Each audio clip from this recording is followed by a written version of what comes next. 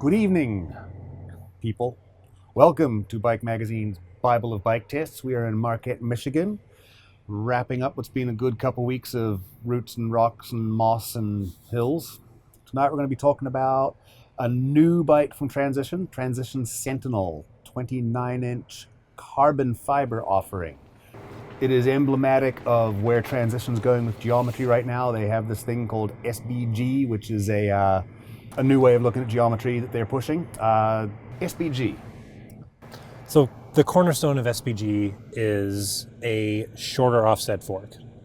When 29-inch wheels, which this bike utilizes, came out, one of the big steps was let's increase the offset, which essentially decreases the trail. Conversely, decreasing the offset increases the trail. And increasing the trail does what?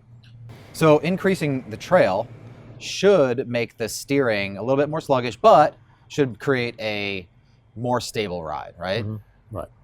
But we were avoiding this up until this point because we thought that the steering would get too sluggish and too floppy on the climbs, and the bikes would be too vague.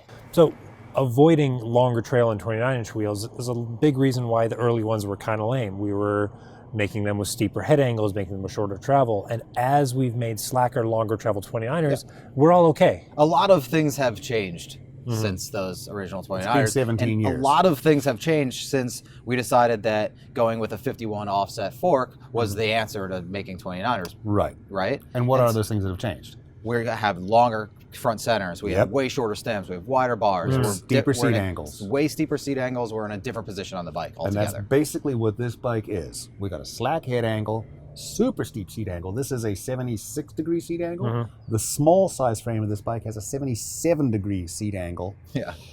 And we're looking at a long wheelbase bike with a slightly shortened rake. That is essentially what it is. Yeah. So all this theory aside, no, we're not done. We're not going there. All this theory aside, how does this bike work? How does it ride for you? Well, I didn't feel like it was sluggish in its steering whatsoever. I didn't feel any negative attributes whatsoever.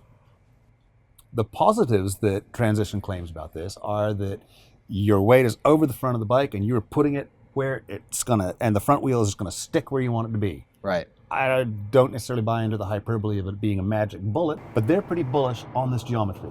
And Transition are banking on this as kind of an identity thing for them. And they've been moving towards this for a while. Did you feel like the front wheel was glued exactly where it needed to be at all times? So I first rode the aluminum Sentinel in Whistler. And compared to my native Southern California, the traction in Whistler, even on a dry day, is pretty trustworthy. Yeah. Like, I was like, okay, this is this bike that has better front traction. I'm going to lean into it. And it, for me, was kind of a game changer. I was able to go into these really rocky, steep stuff kind of in the outskirts of the park and had a total blast. Yeah. Today, we rode it on kind of a wet, leafy day. Yeah. So I wasn't quite ready to trust it. And I can't speak to whether or not this concept is going to be a game changer in all conditions. I don't think that this is like that silver bullet of this is the answer. I just think that the complete package of what Transition is doing, all of the components add up to a bike that feels balanced and capable and not weird. I thought this bike ruled. Yeah. I'm not going to say it's because of the difference in rake. For me, same thing. Slippery, leafy, wet rocks with moss on them that you couldn't quite tell what was going to be happening. I felt like this bike made me want to do more. It made me want to progress as a rider. I was hitting things that I hadn't been hitting on any of the other bikes we've tested. I feel again like I'm a paid shill for Transition. I really enjoyed the way this bike handles, and to me, regardless of whether it's the one aspect or the total package of just where you're positioned as a rider, this bike, it handles really well. The suspension, I think, works really, really well. Yeah. It's supple, going up like little nadgery things. It works fluidly, smoothly. It's buttery smooth, but there's a ton of progression in it. I couldn't really bottom it out. Hard-hitting riders, which you guys are both substantially harder than me. What do you think? Yeah, climbing on this bike, I thought of the Yeti SB55. Also another 140 rear 29-inch bike. Yeah. And this one isn't quite as nuanced. I'm going to admit it's not quite as supple on the climbs, but it relies on something different to make it a good climber. It relies on that progressivity. It relies on a steeper seat angle. Like for not being as nutty techy a bike, this thing is an utter rocket uphill. Yeah, it really does well. And I think that on the descents, like you have a really nice section of supple travel at the top. And this helps out, you know, not only on like bomber descents, but like more mellow grades. Yeah. And when you're just meandering along on the trail, like we have tons of really rooty terrain here, and it sure does soak that stuff up pretty nicely. It's a comfortable ride, but then when you do start getting aggressive with it, it ramps up. And it's got support, and it feels deeper than that 140 millimeters of travel.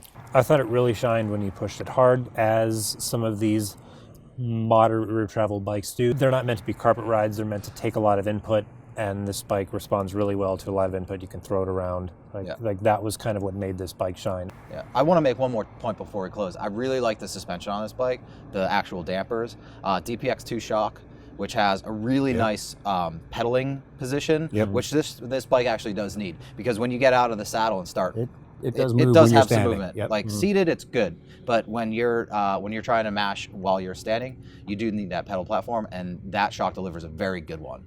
I'd buy one in a heartbeat, but that's, again, I'm paid shill.